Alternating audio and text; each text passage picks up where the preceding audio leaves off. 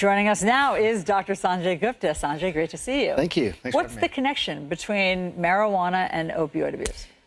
I believe that it can treat the underlying pain that people usually take opioids for in the first place. You think pot can? I think pot can. I think it can treat the withdrawal. One of the reasons people can't quit opioids is because they have these withdrawal symptoms, which is very similar to the sort of chemotherapy symptoms people have with cancer patients. And we know it can treat that. It can treat these withdrawal symptoms the same way, the same mechanism. And the most interesting thing to me, Allison, the thing I sort of learned while making this documentary was that opioids change your brain. They change your brain. They do it quickly. That's what people mean when they say that's a brain disease. And it changes a very specific part of the brain. If you continue to take opioids, that part of your brain doesn't heal.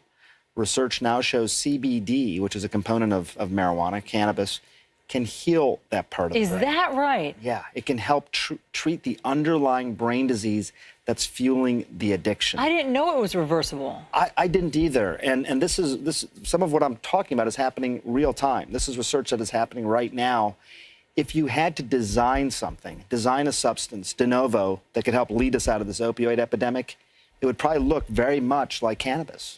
Now, you didn't always feel this way about marijuana. You were skeptical, even about the medicinal uses of it. So describe your evolution. I think several years ago, you know, I wrote about this for various magazines, wrote a big article in Time magazine 9 years ago, basically saying, not impressed with the medicinal research on this.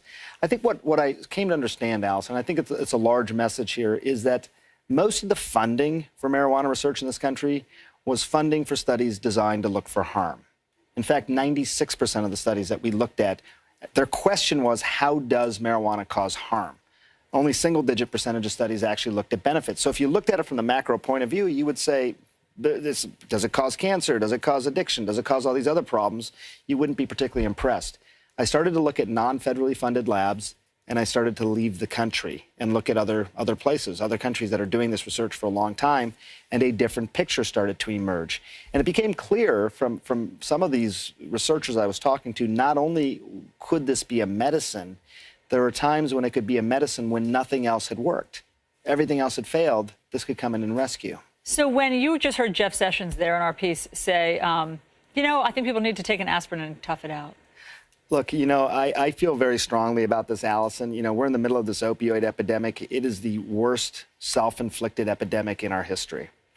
Tens of thousands of people dying. I mean, you know, it has plateaued our life expectancy in the United States. All the great things we do in medicine and to try and push back the frontiers, those are all being totally obviated by this self-inflicted epidemic. Taking a couple of aspirin and toughing it out, it's a disconnect with what's happening out there.